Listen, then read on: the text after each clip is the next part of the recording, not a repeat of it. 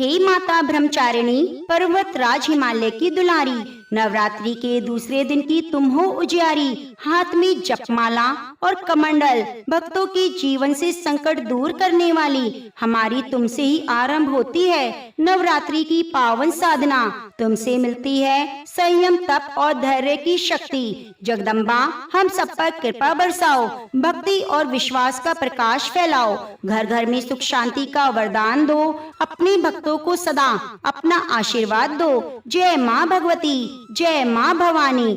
आप सभी भक्तजनों का स्वागत है आज की इस पावन और मंगलमय कथा में। सबसे पहले आप सभी को चैत्र नवरात्रि की ढेर सारी शुभकामनाएं। नवरात्रि यह पवित्र पर्व माँ दुर्गा की उपासना, शक्ति, भक्ति और साधना का प्रतीक माना जाता है। नवरात्रि के इन 9 दिनों में माँ दुर्गा के 9 दिव्य रूपों की पूजा की जाती है। आज के दूसरे दिन पूजा की जाती है माँ ब्रह्मचारिणी की। माँ ब्रह्मचारिणी पर्वत राज हिमालय की पुत्री हैं। नवरात्रि के दूसरे दिन की जाती है माँ दुर्गा के दूसरे स्वरूप माँ ब्रह्मचारिणी की पूजा।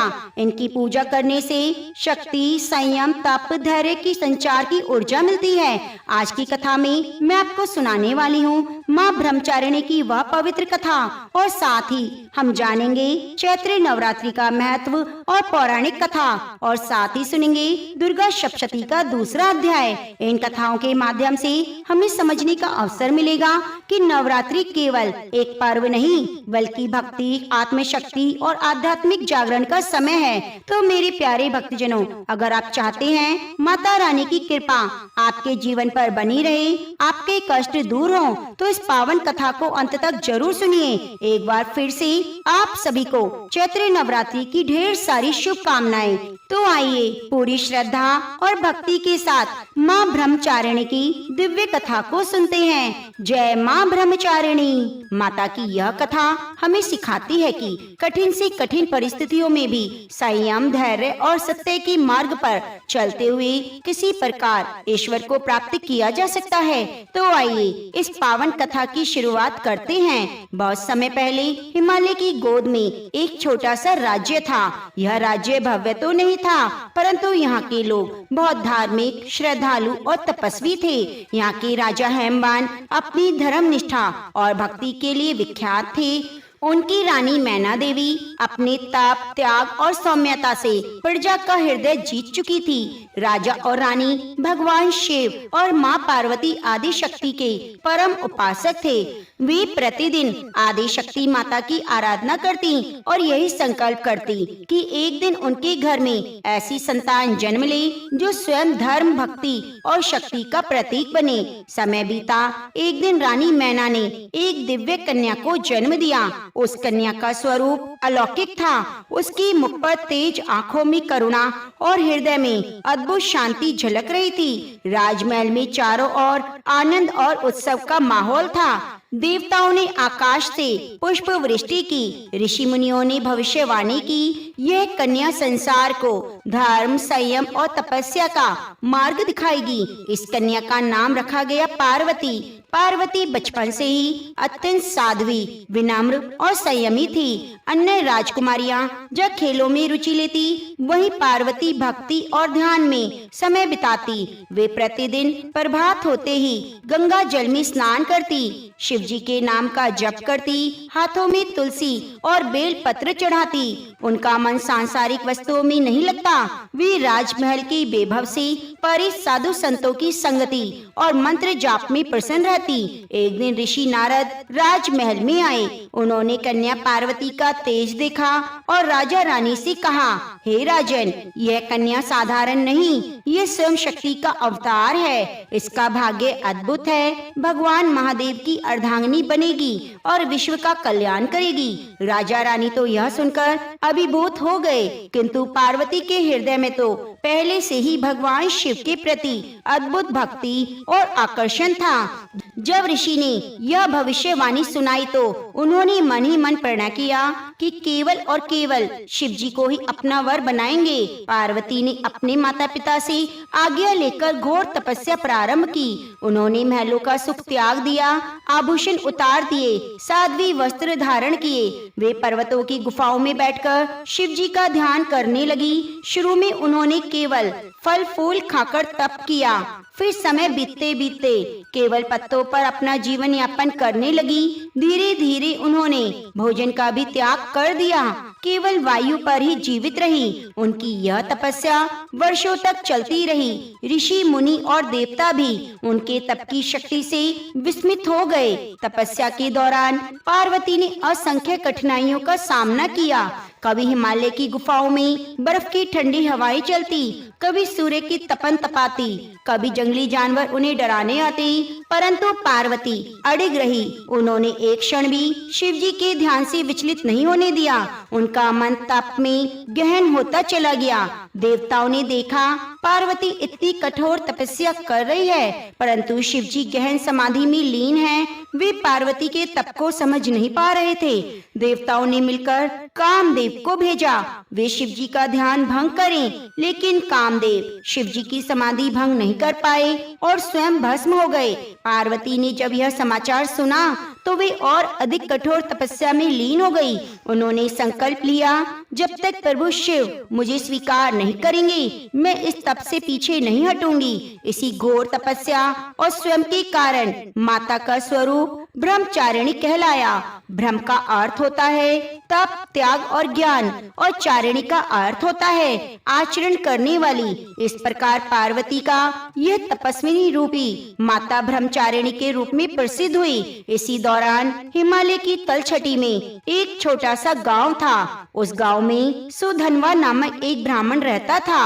वह ब्राह्मण परिवार अत्यंत ही गरीब था, परंतु धर्म और भक्ति में दृढ़ था। सुधनवा की पुत्री किरण बचपन से ही माता पार्वती की आराधना करती। जब उसने सुना राजकुमारी पार्वती घोर तपस्या कर रही है, तो उसने भी प्रण किया कि वे भी माता की राह पर चलेंगी। किरण ने उपवास रखा, प्रतिदिन जप किया और माता ब्रह्मचारिणी की पूजा करने लगी। गांव वाले उसका मजाक उड़ाते, परंतु वे दृढ़ रही। एक दिन उसे स्वप्न में माता ब्रह्मचारिणी के दर्शन हुए। माता ने कहा, बेटी, तपस्या से मन शुद्ध होता है, सत्य की प्राप्ति होती है। तुम निरंतर साधना करती रहो, तुम्हारा जीवन सफल होगा। यह सुनकर किरण का हृदय प्रसन्नता से भर गया। धीरे धीरे गांव के लोग भी उसकी भक्ति से प्रभावित होने लगे। जब पार्वती की तपस्या कई वर्षों तक चलती रही, तो स्वयं नारद मुनि पुनः आए। उन्होंने कहा, देवी, आपका तप असाधारण है। देवता ऋषि भी आपके धैर्य और संयम से चकित है। शीघ्र ही शिव जी आपकी भक्ति से प्रसन्न होंगे। यह सुनकर पार्वती ने और अधिक गहन ध्यान करना शुरू कर दिया। अब वे दिन रात समाधि में लीन रहती। पार्वती ने जिस समय तपस्या प्रारंभ की, उस समय केवल हिमालय ही उनके धैर्य का साक्षी नहीं था, बल्कि सारा लोक उनकी शक्ति से प्रभावित था। उनके तप की गर्मी से असुरों का बल क्षीण होने लगा। जो दानव पहले प्रजा को सताते, वे भी भयभीत होकर छिपने लगे। गांव में चारों ओर चर्चा फैल गई कि हिमवान की कन्या पार्वती घोर तपस्या कर रही है और उनके तप से ही चारों दिशाओं में शांति का संचार हो रहा है। साधारण लोग उनके तप के कारण संकटों से मुक्त हो रहे हैं। प्रजा को अन्न अधिक मिलने लगा, वर्षा समय पर होने लगी, असुरों का आतंक कम हो गया। राजमहल में रानी मैना अपनी पुत्री की तपस्या को देखकर बहुत चिंतित थी। उन्होंने कई बार पार्वती को समझाया, बेटी, तू राजकुमारी है, तुझे सुख वैभव में रहना चाहिए। ये कठोर तप किस लिए? तेरे शरीर पर दुबलापन और पीड़ा के चिन्ह दिखाई दे रहे हैं। यह देखकर मेरा हृदय व्याकुल हो रहा है। परंतु पार्वती ने विनम्र स्वर में कहा, माँ, यह तप कोई दुख नहीं, बल्कि मेरा सौभाग्य है। मैं शिव जी को पाने के लिए जन्मी हूँ। इस तपस्या से मेरा हृदय शुद्ध हो रहा है और मुझे असीम आनंद मिल रहा है। आप मेरी चिंता मत कीजिए। जब तक मैं अपने आराध्य की प्राप्ति नहीं कर लेती, तब तक इस साधना से पीछे नहीं हटूंगी। माता मैना जानती थी कि पुत्री का संकल्प अटल है। उन्होंने आंसुओं को रोकते हुए आशीर्वाद दिया।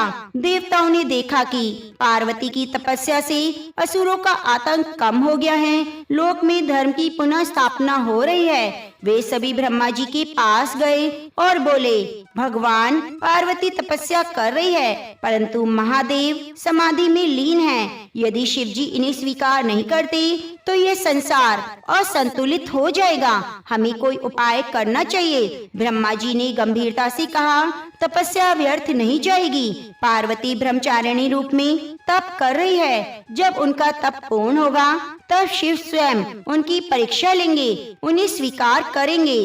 पार्वती ने जब अन्न, फल और पत्ते भी त्याग दिए, वे केवल निर्जल तपस्या करती रही। कई दिनों तक बिना भोजन और जल के वे केवल शिव नाम का जप करती। उनके शरीर की चमक भीतर की तपस्या से और अधिक बढ़ गई। साधारण लोग उन्हें देखकर कहते, यह तो स्वयं शक्ति का अवतार है। इनकी तपस्या से ही संसार सुरक्षित है। भगवान शिव ने जब देखा पार्वती का तप असाधारण है तो उन्होंने सोचा, अब इसकी परीक्षा लेनी होगी। एक दिन वे वृद्ध तपस्वी के रूप में पार्वती के सामने प्रकट हुए। बेटी, तू इतनी कठोर तपस्या क्यों कर रही है? यह तो शरीर को नष्ट कर देगी। किसके लिए कष्ट सह रही है? पार्वती ने शांत स्वर में उत्तर दिया, मैं भगवान शिव को पाने के लिए तप कर रही हूँ। वे मेरे आराध्य हैं। मेरे लिए संसार का कोई अन्य पुरुष योग्य नहीं। वृद्ध ने कहा, शिव तो योगी हैं, भस्मधारी हैं, वनवासी हैं। उनका कोई घर नहीं, कोई परिवार नहीं। वे तो शमशान में रहते हैं। क्या तू एक राजकुमारी होकर ऐसे तपस्वी को अपना पति बनाएगी? यह सुनकर पार्वती की आंखों में भक्ति की ज्वाला जग उठी। उन्होंने दृढ़ स्वर में कहा, आप चाहे जैसे भी हो, मेरे प्रभु तो शिव हैं। मैं उनका वर्ण कर चुकी हूँ। उनके बिना मेरा जीवन अधूरा है। चाहे वे शमशानवासी हो, योगी हो, ये तपस्वी, मेरे लिए वे परम पुरुष हैं। मैं ही उनसे विवाह करूंगी, किसी से और नहीं। यह सुनकर वे वृद्ध मुस्कुराए और अपने वास्तविक स्वरूप में प्रकट हो गए। वे स्वयं भगवान शिव थे। शिव जी ने प्रसन्न होकर कहा, पार्वती, तुम्हारी यह तपस्या अद्वितीय है। तुम्हारे तप और संयम ने मुझे प्रसन्न कर दिया। शीघ्र ही समय आएगा जब मैं तुम्हें अपनी अर्धांगिनी बनाऊंगा। यह सुनकर शिव जी अंतर ध्यान हो गए। पार्वती ने आंसुओं से भरे नेत्रों से प्रणाम किया और ध्यान करती रही। इधर गांव में सुधनवा की पुत्री किरण भी माता ब्रह्मचारिणी की उपासना करती रही। उसकी घर की स्थिति अत्यंत दयनीय थी। कभी भोजन का एक दाना उपलब्ध नहीं था, लेकिन किरण ने माता पर भरोसा रखा। एक दिन नवरात्रि के दूसरे दिन उसने माता ब्रह्मचारिणी की पूजा पूरी श्रद्धा से की, व्रत रखा। रात को उसे स्वप्न में माता प्रकट हुई और कहने लगी, बेटी, चिंता मत करो, कल तुझे और तेरे परिवार को अन्न और समृद्धि मिलेगी। अगली सुबह अचानक गांव के सरदार ने घोषणा की, एक बड़ा अनाज का भंडार गांव में पहुंचा है। हर गरीब परिवार को अन्न मिलेगा। सुधनवा का परिवार भी उससे भरपूर अन्न पाकर आनंदित हुआ। किरण ने माता का धन्यवाद दिया और कहा, हे माता, आपके व्रत और कृपा से हमारा जीवन बदल गया। इस प्रकार ब्रह्मचारिणी माता की कथा हमें सिखाती है, संयम धैर्य से ही लक्ष्य की प्राप्ति होती है। कठिन से कठिन परिस्थितियों में भी भक्ति और तपस्या कभी व्यर्थ नहीं जाती। जो भक्त सच्चे मन से व्रत और उपवास करता है, माता उसे संकट से मुक्त करती है। जब भगवान शिव ने वृद्ध रूप में प्रकट होकर पार्वती को उनके तप का फल दिया और ये आश्वासन दिया कि वे शीघ्र ही उन्हें अपनी अर्धांगिनी बनाएंगे, तब पार्वती के हृदय में अपार आनंद का संचार हुआ। राजा हिमवान और रानी मैना को भी यह समाचार मिला कि उनकी पुत्री की तपस्या स्वीकार कर ली गई है। वे भी पुलकित हो उठे और देवी का आशीर्वाद लेकर बोले, बेटी, तेरी साधना ने हमारे कुल को धन्य कर दिया। अब हमारा जीवन सफल हो गया है। देवताओं ने जब यह समाचार सुना तो उन्होंने आनंद में आकाश से पुष्प वृष्टि की। नारद मुनि ने गंधर्वों को बुलाकर भक्ति गीत गाए। चारों ओर घोषणा होने लगी, पार्वती का तप पूर्ण हुआ, अब जगत में धर्म की विजय होगी। देवताओं ने भी समझा कि पार्वती के ब्रह्मचारिणी रूप ने संसार को संयम, धैर्य और तपस्या का संदेश दिया। पार्वती जी ने स्वयं प्रकट होकर हिमवान से कहा, राजन, शीघ्र ही महादेव स्वयं लेकर आएंगे। और पार्वती का विवाह उनसे होगा। यह विवाह केवल एक परिवार का नहीं बल्कि सृष्टि के संतुलन का प्रतीक है। शिव और शक्ति का मिलन संसार में धर्म की रक्षा करेगा। हिमवान ने हाथ जोड़कर प्रणाम किया और कहा, भगवान, यह हमारे लिए गर्व और सौभाग्य की बात है। हम इस दिव्य विवाह की तैयारी करेंगे। इस बीच पार्वती अभी भी साधना में लीन थी। वे जानती थी अभी उनका तप अधूरा है। जब तक विवाह का समय नहीं आता तब तक उन्हें संयम बनाए रखना है। उन्होंने और भी गहन ध्यान किया। कई बार ऐसा हुआ उन्होंने जल तक नहीं पिया, परंतु उन्होंने हार नहीं मानी। तपस्या करते करते उनके चारों ओर दिव्य प्रकाश मंडल छा गया। गांव की कन्या किरण जो माता ब्रह्मचारिणी की आराधना कर रही थी, उसके जीवन में भी कठिन समय आया। एक बार गांव में भयंकर अकाल पड़ा। अंत तो पहले ही कम था, अब जल भी सूखने लगा। लोग परेशान होकर गांव छोड़ने लगे। सुधनवा का परिवार संकट में आ गया। किरण ने माता से प्रार्थना की, हे माता ब्रह्मचारिणी, आपने मुझे पहले संकट से उबारा था, अब फिर से रक्षा कीजिए। मैं आपका व्रत और अधिक श्रद्धा से करूंगी। रात में उसे स्वप्न आया, माता ब्रह्मचारिणी हाथ में कमंडल और जप माला लेकर प्रकट हुई है। कहने लगी, बेटी विश्वास रख, कल तुम्हारे गांव में वर्षा होगी, सब संकट मिट जाएगा। सुबह जब लोग उठे तो आकाश में घने बादल छाए हुए थे। थोड़ी ही देर में मूसलाधार वर्षा होने लगी। सूखी धरती हरी भरी हो गई। गांव वाले आनंद से भर उठे और किरण को धन्यवाद दिया। उसने माता ब्रह्मचारिणी का व्रत किया। पार्वती की तपस्या से प्रभावित होकर कई ऋषि उनके दर्शन करने आते। उन्होंने पार्वती से पूछा, हे देवी, आप इतनी कठोर तपस्या क्यों कर रही हैं? क्या आपको भय नहीं लगता? पार्वती ने मुस्कुराकर उत्तर दिया, तपस्या केवल शरीर को कष्ट देने का नाम नहीं, यह आत्मा को निर्मल करने का मार्ग है। तप से मन में धैर्य आता है, संयम आता है और जीवन का उद्देश्य स्पष्ट होता है। जो तप करता है वह केवल स्वयं के लिए नहीं बल्कि लोक कल्याण के लिए करता है। मेरी यही साधना शिव जी की आराधना है, परंतु इससे संसार के सभी प्राणी भी कल्याण पाएंगे। ऋषिगण यह सुनकर अभिभूत हो गए। कहने लगे, देवी, आप साक्षात ब्रह्मचारिणी हैं। आपकी साधना से ही धर्म का दीपक प्रज्वलित रहेगा। एक दिन भगवान शिव पुनः पार्वती के सामने प्रकट हुए। इस बार वे साधारण तपस्वी के रूप में नहीं बल्कि अपने दिव्य रूप में आए। उनकी जटाओं से गंगा प्रभावित हो रही थी। उनके गले में नाग था, हाथ में त्रिशूल। उन्होंने पार्वती की तपस्या को देखकर कहा, हे देवी, तुम्हारी साधना और संयम से मैं खुश हूँ। तुमने जो ब्रह्मचर्य और तप का मार्ग अपनाया, इससे संसार को सदैव प्रेरणा मिलेगी। शीघ्र ही तुम्हारे और मेरे मिलन का शुभ समय आएगा, तब हम दोनों मिलकर धर्म की स्थापना करेंगे। यह कहकर शिव जी ने आशीर्वाद दिया और अंतर ध्यान हो गए। पार्वती का हृदय आनंद और भक्ति से भर गया। इसी समय गांव में किरण के घर में एक और घटना घटी। उसके छोटे भाई को गंभीर रोग हो गया। गांव का वैद्य भी उसे ठीक नहीं कर सका। सब लोग निराश हो गए। किरण ने माता ब्रह्मचारिणी का व्रत संकल्प लिया। दूसरे दिन निर्जल उपवास किया। उसने दिन रात माता का जप किया।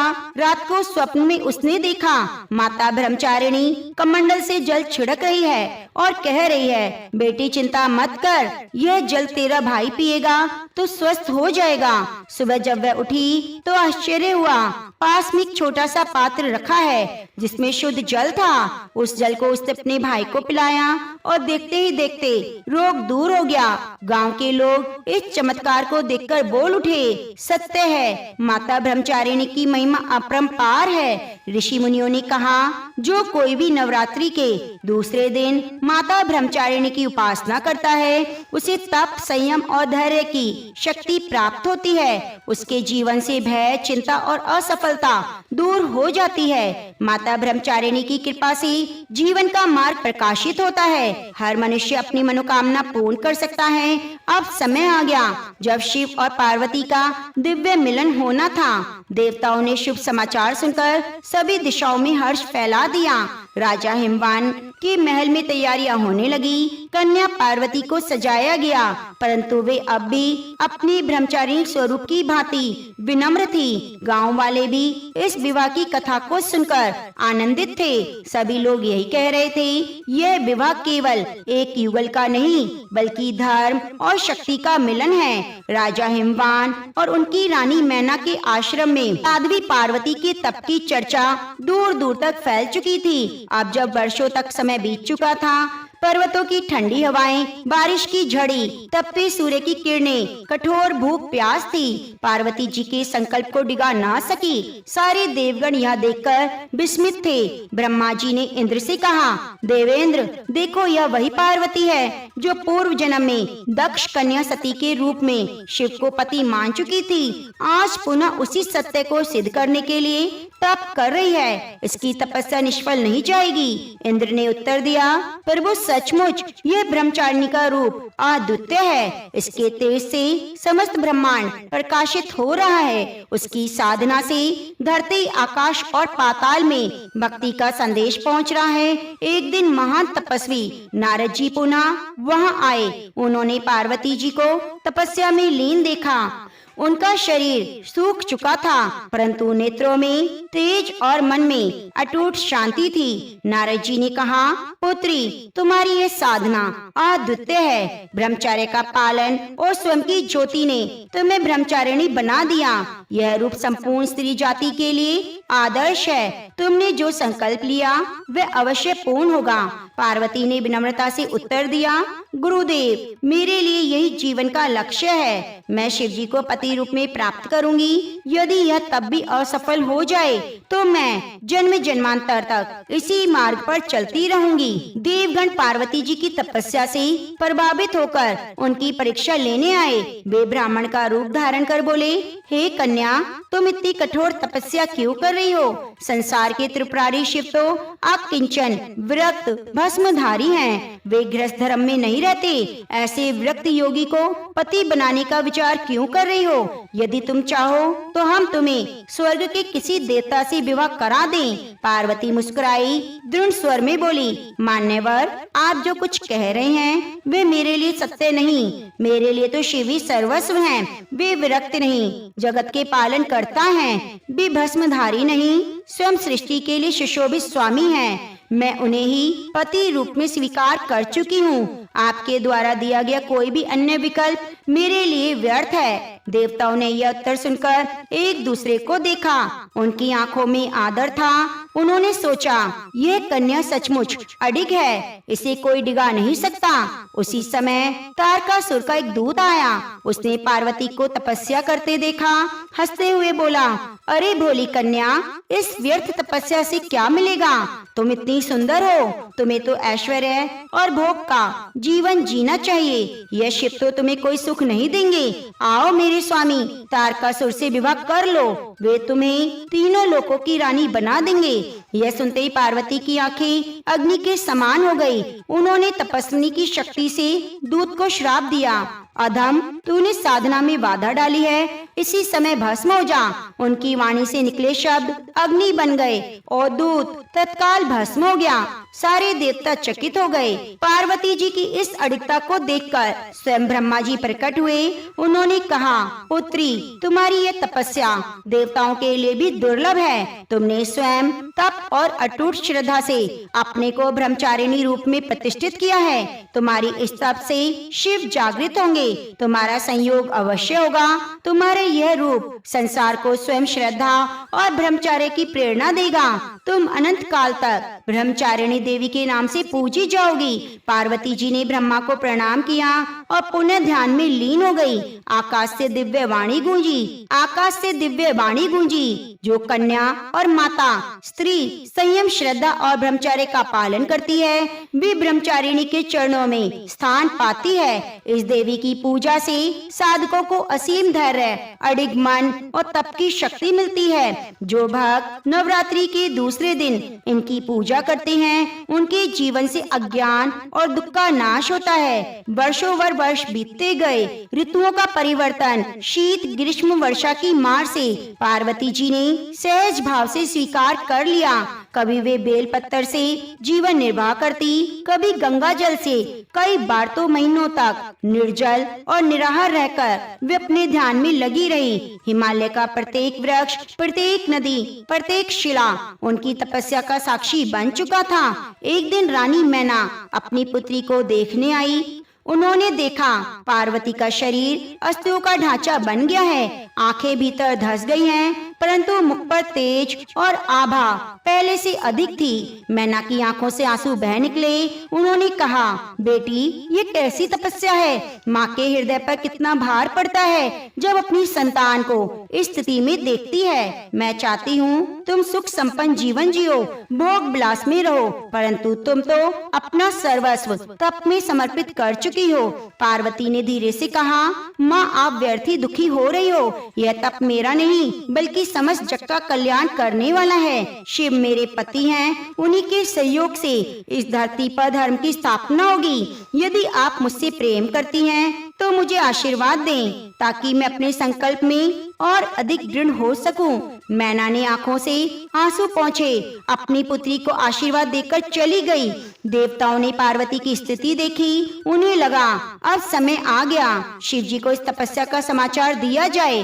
वे कैलाश पहुँचे, शिव को प्रणाम किया। उन्होंने कहा, प्रभु हिमालय की कन्या पार्वती आपके लिए कठोर तप कर रही है। उन्होंने शरीर का त्याग कर दिया है, केवल आपके संयोग के लिए सब सह रही है। अब समय आ गया है, आप उनकी तपस्या स्वीकार करें। शिव जी मुस्कुराए, बोले, देवताओं मैं तपस्वी हूँ, मेरे लिए तो संसार एक समान है, किंतु पार्वती की निष्ठा, संयम और तप मुझे भी आकर्षित कर रही है। समय आने पर मैं अवश्य ही उनकी तपस्या का फल दूंगा। ऋषि अत्रि, वशिष्ठ और कश्यप पार्वती के आश्रम में पहुँचे। उन्होंने तपस्विनी कन्या को आशीर्वाद दिया, पुत्री तुम्हारी तपस्या से धरती पवित्र हो रही है। ब्रह्मचर्य और संयम का यह मार्ग संपूर्ण जाति के लिए उदाहरण बनेगा।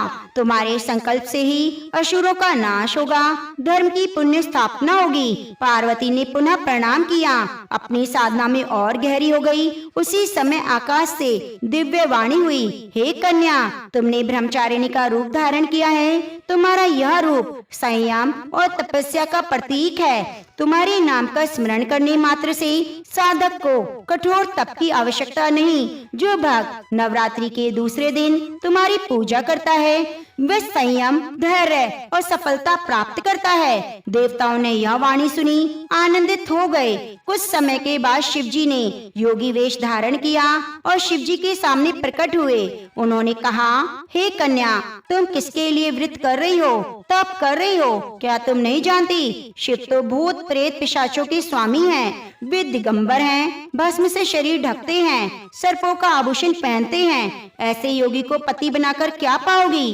पार्वती ने शांत स्वर में उत्तर दिया, महात्मा आप जो कह रहे हैं वह मेरा सत्य है। शिव भूतों के स्वामी है तो क्या हुआ, वे जगत के भी स्वामी हैं। वे दिगंबर हैं तो क्या हुआ, वे वस्त्रों की मोह से परे हैं। वे सर्प धारण करते हैं तो क्या हुआ, वे मृत्यु पर विजय प्राप्त करते हैं। मेरे लिए वही सर्वश्रेष्ठ पति हैं, चाहे कोई कितना भी विरोध करे। मेरा संकल्प अटल है, मैं शिव को पति रूप में प्राप्त करूंगी। शिव जी ने उत्तर सुना और अपने वास्तविक रूप में प्रकट हो गए। उनके मस्तक पर अर्धचंद्र, गले में सर्प, शरीर पर भस्म सुशोभित थी। उन्होंने कहा, पार्वती तुम्हारी तपस्या संयम मुझे प्रसन्न किया। मैं तुम्हारे संकल्प को स्वीकार करता हूँ। तुम मेरी अर्धांगिनी बनोगी और जगत में उमा महेश्वर नाम से पूजा होगी। शिव ने आगे कहा, पार्वती तुम्हारा ये ब्रह्मचारिणी रूप अनंत काल तक स्मरण किया जाएगा।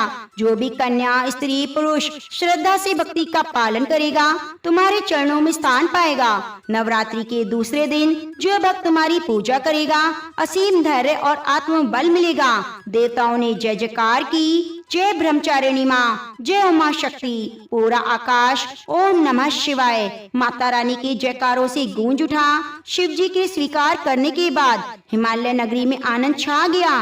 राजा हिमवान, रानी मैना ने देवताओं, ऋषियों और समस्त प्रजाजनों को आमंत्रित किया। पर्वत, नदियाँ, वन, उपवन सब अपने स्वाभाविक सौंदर्य से सज गए।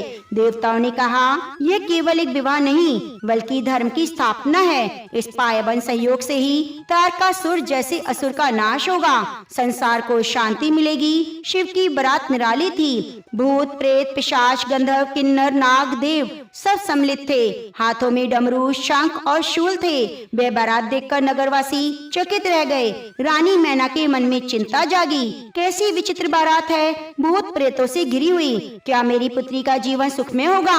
किंतु पार्वती ने अपनी माता को समझाया, माँ चिंता मत करो, यह केवल उनकी तपस्वी स्वरूप की पहचान है।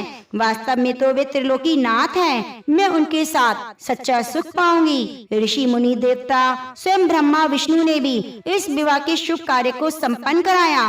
वेद मंत्रों की गूंज, शंख ध्वनि और पुष्प वृष्टि से संपूर्ण हिमालय गूंज उठा। शिव पार्वती की यह पावन संयोग पूरे विश्व में उदाहरण बन गया। सबने मिलकर कहा, अब धर्म की विजय होगी। ब्रह्मचारिणी के रूप में तप करने वाली पार्वती अब जगत जननी बनकर सबको आशीर्वाद देंगी। विवाह के बाद भी पार्वती का संयम और तपस्वी भाव समाप्त नहीं हुआ। वे सदैव शिव के साथ ध्यान और योग में लीन रही। विग्रस्त होते हुए भी ब्रह्मचार्य का आदर्श बनी। ऋषियों ने कहा, ब्रह्मचारिणी माता का यह रूप स्त्रियों को शिक्षा देता है कि तप और संयम केवल वन में बैठने का नाम नहीं, बल्कि मन और इंद्रियों को नियंत्रण रखना है। जो भी स्त्री पुरुष इस मार्ग पर चलता है वह जीवन में सफलता पाता है। कालांतर में एक भक्तनी ने नवरात्रि के दूसरे दिन माँ का व्रत रखा। वह निर्धन थी, जीवन में अनेक कष्ट थे, परंतु उसने संयम और श्रद्धा के साथ माता की पूजा की। रात में उसे स्वप्न में माता ब्रह्मचारिणी के दर्शन हुए। माता ने कहा, पुत्री चिंता मत कर, तुम्हारे संयम और श्रद्धा ने मुझे प्रसन्न कर दिया। कल से तुम्हारे जीवन में सुख शांति होगी। दूसरे ही दिन उसका घर अन्न धन से भर गया। गांव के लोग उसकी भक्ति देखकर प्रभावित हुए। सबने ब्रह्मचारिणी माता की पूजा प्रारंभ कर दी। एक दिन पार्वती ने अपनी सहेलियों को समझाते हुए कहा, भक्ति का अर्थ केवल उपवास करना नहीं, भक्ति का वास्तविक अर्थ है मन, वचन, कर्म से संयम रखना। जब मन वासना और लोभ से मुक्त हो तभी सच्चा ब्रह्मचर्य प्राप्त होता है। जिस मार्ग पर चलता है वे कभी असफल नहीं होता। उसकी वाणी सुनकर सबकी आंखें भर आई। देवताओं ने माता की स्तुति की, हे माता ब्रह्मचारिणी, आपने तप, संयम और धैर्य का जो आदर्श दिया वह अनंत काल तक अमर रहेगा। आपकी पूजा से साधक को आत्मबल मिलेगा। जो भक्त नवरात्रि के दूसरे दिन आपको स्मरण करेगा उसके जीवन में सकारात्मकता आएगी। माता ने भक्तों को आशीर्वाद दिया, तुम चाहे किसी भी परिस्थिति में क्यों ना हो, यदि संयम और श्रद्धा का पालन करोगे तो सफलता मिलेगी। नवरात्रि के दूसरे दिन मेरा स्मरण करने वाला कभी मार्ग से नहीं भटकता। मैं उसे धैर्य और आत्मशक्ति प्रदान करती हूँ। इस प्रकार माता ब्रह्मचारिणी की यह कथा एक देवी की पूजा नहीं बल्कि जीवन की साधना है। यह कथा बताती है कि तप और संयम से असंभव कार्य भी संभव हो जाता है। यह सिखाती है कि कठिन परिस्थितियों में भी धैर्य और श्रद्धा बनाए रखने से ईश्वर स्वयं प्रकट होकर हमारी रक्षा करते हैं। प्रेरणा देती है कि जीवन में भोग विलास से ऊपर उठकर सच्चे आत्मज्ञान और धर्म का मार्ग अपनाए रखना चाहिए। माँ ब्रह्मचारिणी देवी का स्वरूप पूर्ण ज्योतिर्मय और अत्यंत भव्य है। उनके दाहिने हाथ में जप की माला और बाएं हाथ में कमंडलू रहता है। अपने पूर्व जन्म में जब यह हिमालय के घर पुत्री के रूप में उत्पन्न हुई तब नारद जी के उपदेश से उन्होंने भगवान शंकर को पति रूप में प्राप्त करने के लिए अत्यंत कठिन तपस्या की। इसी दुष्कर तपस्या के कारण इन्हें तपश्चारिणी अर्थात ब्रह्मचारिणी नाम से जाना जाता है। जय माँ भगवती।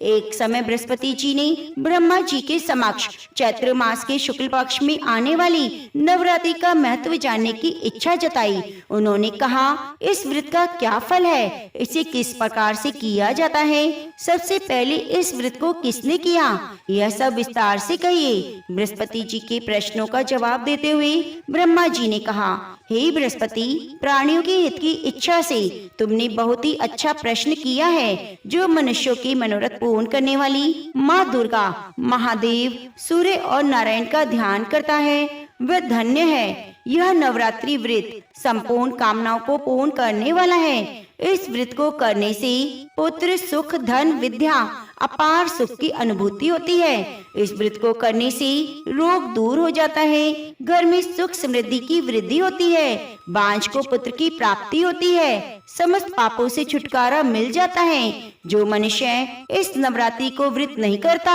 वह अनेक दुखों को भोगता है। यदि व्रत करने वाला मनुष्य सारे दिन का उपवास ना कर सके तो एक समय भोजन करे, 10 दिन बांधवों सहित नवरात्रि व्रत की कथा का श्रवण करे। हे बृहस्पति, जिसने पहले इस महाव्रत को किया है, यह कथा मैं तुम्हें सुनाता हूँ, तुम सावधान होकर सुनो। इस प्रकार ब्रह्मा जी का वचन सुनकर बृहस्पति जी बोले, हे ब्राह्मण, मनुष्यों का कल्याण करने वाले इस व्रत के इतिहास को मेरे लिए कहो, मैं सावधान होकर सुन रहा हूँ। आपकी शरण में आई हुई मुझ पर कृपा करो। तब ब्रह्मा जी बोले, प्राचीन काल में मनोहर नगर में पीठ नाम का एक अनाथ ब्राह्मण रहता था। वे भगवती दुर्गा का भक्त था। उसकी संपूर्ण सद्गुणों से युक्त सुमति नाम की एक अत्यंत सुंदरी कन्या उत्पन्न हुई। यह कन्या सुमति अपने पिता के घर वाले काल में अपनी सहेलियों के साथ क्रीड़ा करती हुई इस प्रकार बढ़ने लगी जैसे शुक्ल पक्ष में चंद्रमा की कला बढ़ती है। उसका पिता प्रतिदिन जब दुर्गा माँ की पूजा करके होम किया करता, वह उस समय नियम से वह उपस्थित रहती। एक दिन सुमति अपनी सखियों के साथ खेल में लग गई, भगवती के पूजन में उपस्थित नहीं हुई। उसके पिता को पुत्री की ऐसी असावधानी देखकर क्रोध आया। वह पुत्री से कहने लगी, अरे दुष्टा, आज तूने भगवती का पूजन नहीं किया, इस कारण मैं किसी रोगी या दरिद्र मनुष्य से तेरा विवाह करूंगा। पिता का ऐसा वचन सुनकर सुमति को बड़ा दुख हुआ। पिताजी से कहने लगी, हे पिताजी, मैं आपकी कन्या हूँ, सब प्रकार से आपके अधीन हूँ, जैसी आपकी इच्छा हो वैसा ही करो। राजा से, कुष्ठी से, दरिद्र से या जिसके साथ आप चाहो मेरा विवाह कर दो, पर होगा वही जो मेरे भाग्य में लिखा होगा। मेरा तो अटल विश्वास है, तो जो जैसा कर्म करता है उसको कर्मों के अनुसार वैसा ही फल प्राप्त होता है। क्योंकि कर्म करना मनुष्य के अधीन है, पर फल देना ईश्वर के अधीन है। जैसे अग्नि में पड़ने से तृण आदि उसको अधिक प्रदीप्त कर देते हैं, इस प्रकार कन्या के निर्भयता से कहे हुए वचन सुनकर ब्राह्मण ने क्रोधित होकर अपनी कन्या का विवाह एक कुष्ठी के साथ कर दिया और अत्यंत क्रोधित होकर पुत्री से कहने लगा, हे पुत्री, अपने कर्म का फल भोगो, देखो भाग्य के भरोसे रहकर क्या करती हो। पिता के ऐसे कठिन वचनों को सुनकर सुमति मन में विचार करने लगी, ओहो, मेरा बड़ा दुर्भाग्य है जिससे मुझे ऐसा पति मिला। इस तरह अपने दुख का विचार करती हुई वह कन्या अपने पति के साथ वन में चली गई। डरावने कुशा युक्त उस निर्जन वन में उन्होंने वह रात बड़े कष्ट से व्यतीत की। उस गरीब बालिका की ऐसी दशा देखकर देवी भगवती ने पूर्व पुण्य के प्रभाव से प्रकट होकर सुमति से कहा, हे दीन ब्राह्मणी, मैं तुमसे प्रसन्न हूँ, तुम जो चाहे वो वर मांग सकती हो। भगवती दुर्गा का यह वचन सुनकर ब्राह्मणी ने कहा, आप कौन हैं? यह सब मुझसे कहो। तो ब्राह्मणी को ऐसा वचन सुनकर देवी ने कहा, मैं आदि शक्ति भगवती हूँ और मैं ही ब्रह्म विद्या और सरस्वती हूँ। प्रसन्न होने पर मैं प्राणियों का दुख दूर करके उनको सुख प्रदान करती हूँ। हे ब्राह्मणी, मैं तुझ पर तेरे पूर्व जन्म के पुण्य के प्रभाव से प्रसन्न हूँ। तुम्हारे पूर्व जन्म का वृतांत सुनाती हूँ, ध्यान पूर्वक सुनो। तुम पूर्व जन्म में निषाद भील की स्त्री थी, अति पतिव्रता थी। एक दिन तेरे पति निषाद ने चोरी की। चोरी करने के कारण तुम दोनों को सिपाहियों ने पकड़ लिया और ले जाकर जेल खाने में डाल दिया। उन लोगों ने तुमको और तुम्हारे पति को भोजन भी नहीं दिया। इस प्रकार नवरात्रि के दिनों में तुमने न तो कुछ खाया और न जल ही पिया। इस प्रकार 9 दिन तक नवरात्रि का व्रत हो गया। हे ब्राह्मणी, उन दिनों में जो व्रत हुआ इसके प्रभाव से प्रसन्न होकर मैं तुम्हें मनवांछित वर देती हूँ। तुम्हारी जो इच्छा हो सो मांगो। इस प्रकार दुर्गा के वचन सुनकर ब्राह्मणी बोली, अगर आप मुझ पर प्रसन्न हैं तो हे माँ दुर्गे, मैं आपको प्रणाम करती हूँ, कृपया करके मेरे पति का कोढ़ दूर करो। तब देवी ने कहा, इन दिनों तुमने जो व्रत किया था उस व्रत का एक दिन का पुण्य अपने पति को कोढ़ को दूर करने के लिए अर्पण कर दो। उस पुण्य के प्रभाव से पति कोढ़ से मुक्त हो जाएगा। ब्रह्मा जी बोले, इस प्रकार देवी के वचन सुनकर वह ब्राह्मणी बहुत प्रसन्न हुई और पति को निरोग करने की इच्छा से जब उसने तथास्तु कहा, तब उसके पति का शरीर भगवती दुर्गा की कृपा से कुष्ठ रोग से रहित होकर अति कांतिवान हो गया। वह ब्राह्मणी पति की मनोहर देह को देखकर देवी की स्तुति करने लगी। हे माँ दुर्गे, आप दुर्गति को दूर करने वाली हैं, तीनों लोकों का संताप हरने वाली हैं, समस्त दुखों को दूर करने वाली, रोगी मनुष्यों को निरोग करने वाली, मनवांछित फल देने वाली, दुष्टों का नाश करने वाली, जगत की माता हो। हे अम्बे, मुझ निरपराध अबला को मेरे पिता ने कुष्ठी मनुष्य के साथ विवाह कर घर से निकाल दिया। पिता से तिरस्कृत निर्जन वन में विचर रही हूँ, आपने मेरा इस विपदा से उद्धार किया है। हे देवी, आपको प्रणाम करती हूँ, मेरी रक्षा करो। ब्रह्मा जी बोले, हे बृहस्पति, उस ब्राह्मणी की ऐसी स्तुति सुनकर देवी बहुत प्रसन्न हुई और ब्राह्मणी से कहा, हे ब्राह्मणी, तेरे उदाल्य नामक अति बुद्धिमान, धनवान, कीर्तिवान, जितेंद्रिय पुत्र शीघ्र उत्पन्न होगा। ऐसा वर प्रदान करके देवी ने ब्राह्मणी से फिर कहा, हे ब्राह्मणी, जो कुछ तेरी इच्छा है वह मांग ले।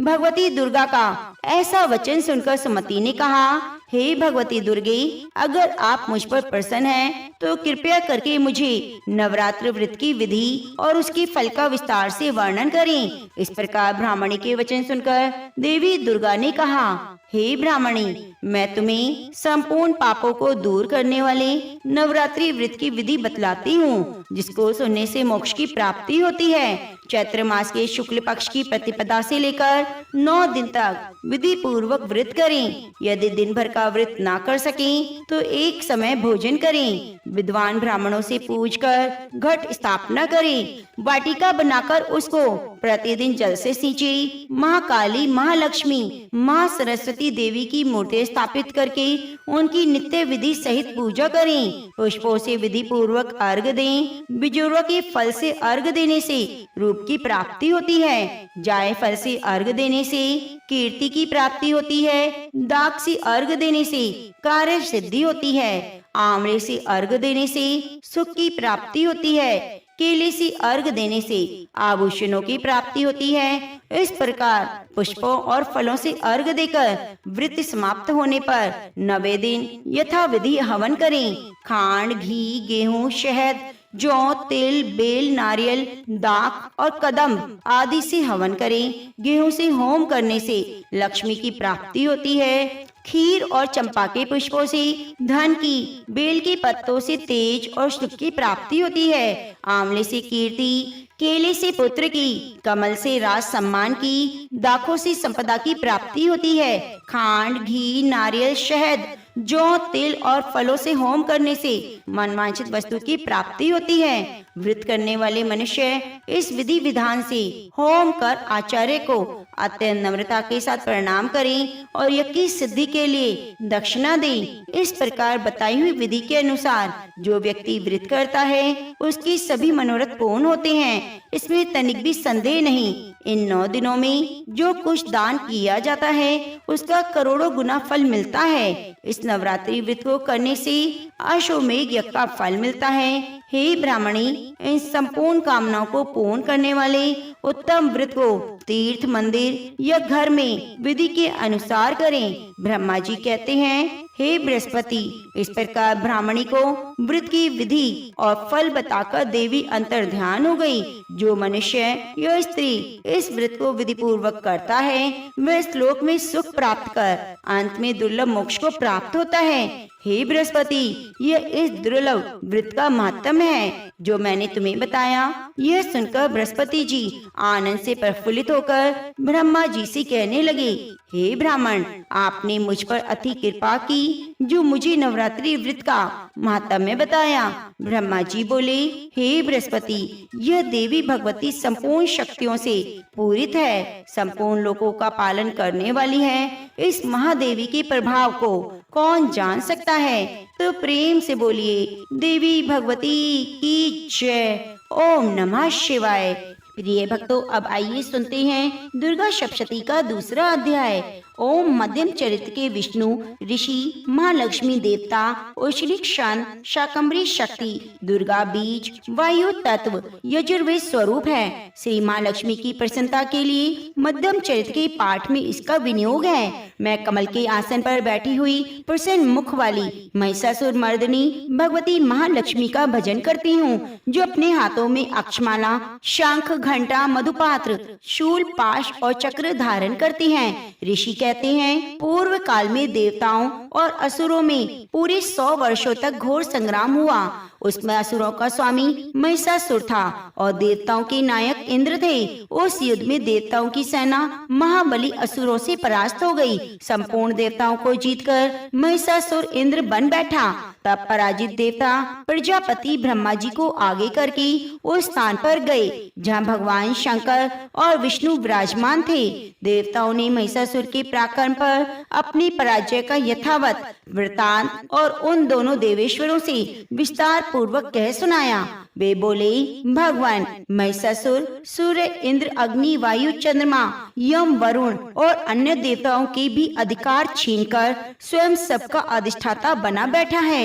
उस दुरात्मा महेश ने समस्त देवताओं को स्वर्ग से निकाल दिया है। अब वे मनुष्यों की भांति पृथ्वी पर विचरते हैं। देवताओं की यह सारी करतूत हमने आप लोगों से कह सुनाई। अब हम आपकी शरण में आए हैं, उसके वध का कोई उपाय सोचिए। इस प्रकार देवताओं के वचन सुनकर भगवान विष्णु और शिव ने दैत्यों पर बड़ा क्रोध किया। उनकी भौहें तन गई, मुंह टेढ़ा हो गया।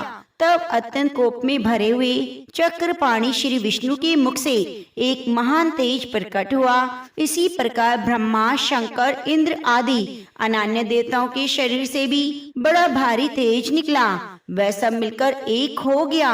महान तेज का वह पुंज जो ज्वालायमान पर्वत सा जान पड़ा। देवताओं ने देखा, वह उनकी ज्वालाएं संपूर्ण दिशाओं में व्याप्त हो रही थीं। संपूर्ण देवताओं के शरीर से प्रकट हुए उस तेज की कहीं तुलना नहीं थी। एकत्रित होने पर वह एक नारी के रूप में परिणित हो गया और अपने प्रकाश से तीनों लोकों में व्याप्त जान पड़ा। भगवान शंकर का जो तेज था, उससे उस देवी का मुख प्रकट हुआ। यमराज के तेज से उसके सिर में बाल निकल आए। श्री विष्णु भगवान के तेज से उसकी भुजाएं उत्पन्न हुई। चंद्रमा के तेज से दोनों स्तनों का और इंद्र के तेज से मध्य भाग का प्रादुर्भाव हुआ। वरुण के तेज से जंगा, पिंडली और पृथ्वी के तेज से नितंब भाग प्रकट हुआ। ब्रह्मा के तेज से दोनों चरण और सूर्य के तेज से अंगुलियां हुई। वसुओं के तेज से हाथों की अंगुलियां और कुबेर के तेज से नासिका प्रकट हुई। उस देवी के दांत प्रजापति के तेज से और तीनों नेत्र अग्नि के तेज से प्रकट हुए। उनकी भौहें संध्या की और कान वायु की तेज से उत्पन्न हुए थे। इसी प्रकार अनन्य देवताओं के तेज से भी उस कल्याणमयी देवी का आविर्भाव हुआ। तदंतर समस्त देवताओं के तेज पुंज से प्रकट हुई देवी को देखकर महिषासुर के सताए हुए देवता बहुत प्रसन्न हुए। नागधारी भगवान शंकर ने अपने शूल से एक शूल निकालकर उन्हें दिया। फिर भगवान विष्णु ने भी अपने चक्र से चक्र उत्पन्न करके भगवती को अर्पण किया। वरुण ने भी शंख भेंट किया। अग्नि ने उन्हें शक्ति दी और वायु ने धनुष, बाण से भरे हुए 2 तरकश प्रदान किए। सहस्त्र नेत्रों वाले देवराज इंद्र ने अपने वज्र से वज्र उत्पन्न करके दिया और ऐरावत हाथी से उतारकर 1 घंटा भी प्रदान किया। यमराज ने काल दंड से दंड, सूर्य ने देवी की समस्त रोमकूपों में अपनी किरणों का तेज भर दिया। काल ने उन्हें चमकती हुई ढाल और तलवार दी। क्षीर समुद्र ने उज्जवल हार और कभी जीर्ण न होने वाले 2 दिव्य वस्त्र भेंट किए। साथ ही उन्होंने दिव्य चूड़ामणि, 2 कुंडल, कड़े, उज्जवल अर्धचंद्र, सब बाहुओं के लिए केयूर, सब बाहुओं के लिए केयूर, दोनों चरणों के लिए निर्मल निपुर, गले की सुंदर हंसली और सब उंगलियों में पहनने के लिए रत्नों की बनी अंगूठियां दी। विश्वकर्मा ने उन्हें अत्यंत निर्मल फरसा भेंट किया। साथ ही अनेक प्रकार के अस्त्र और अभेद्य कवच दिए। इनके सिवा मस्तक और वक्षस्थल पर धारण करने के लिए कभी न कुम्हलाने वाली मालाएं भी दी। जल्दी ने उन्हें सुंदर कमल का फूल भेंट किया। हिमालय ने सवारी के लिए सिंह और भांति भांति के रत्न समर्पित किए। धनाध्यक्ष कुबेर ने मधुर से भरा हुआ पान पात्र दिया। संपूर्ण नागों के राजा ने शेष जो इस पृथ्वी को धारण करते हैं उन्हें बहुमूल्य मणियों से विभूषित नागहार भेंट किया। इसी प्रकार अन्य देवताओं ने भी आभूषण और अस्त्र शस्त्र देकर देवी का सम्मान किया। उसके बाद उन्होंने बारंबार अट्टहास पूर्वक उच्च स्वर से गर्जना की। उनके भयंकर नाद से संपूर्ण आकाश गूंज उठा। देवी का वह अत्यंत उच्च स्वर किया हुआ सिंहनाद कहीं समा ना सका। आकाश उनके सामने लघु प्रतीत होने लगी। उससे बड़े जोर की प्रतिध्वनि निकली जिससे संपूर्ण विश्व में हलचल मच गई। समुद्र कांप उठे, पृथ्वी डोलने लगी, समस्त पर्वत हिलने लगे। उस समय देवताओं ने अत्यंत प्रसन्नता के साथ सिंह वाहिनी भवानी से कहा, हे देवी तुम्हारी जय हो। साथ ही महर्षियों ने भक्ति भाव से विनम्र होकर उनका स्तवन किया। संपूर्ण त्रिलोकी को शोकग्रस्त देखकर दैत्यगण अपनी समस्त सेना को कवच आदि से सुसज्जित कर हाथों में हथियार ले सहसा उठकर खड़े हो गए।